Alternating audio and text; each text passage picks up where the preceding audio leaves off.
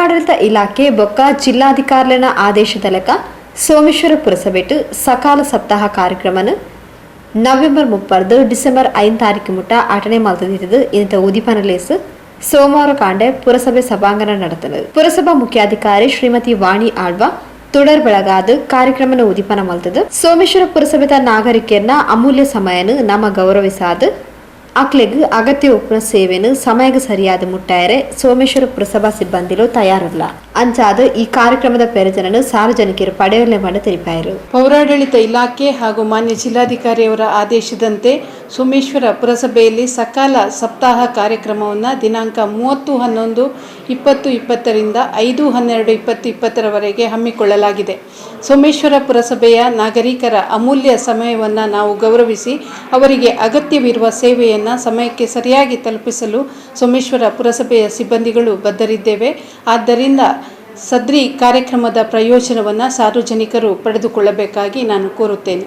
ವಂದನೆಗಳು. ಸಕಾಲದಲ್ಲಿಟ್ಟು ಅರ್ಜಿಗಳನ್ನು ಸಾರ್ವಜನಿಕರು ಪಡೆಯುಂಡಿರು ಅಂಚೆನೆ ಭಿತ್ತಿ ಪತ್ರಗಳನ್ನು ವಿತರಣೆ ಮಾಡ್ತಿರು.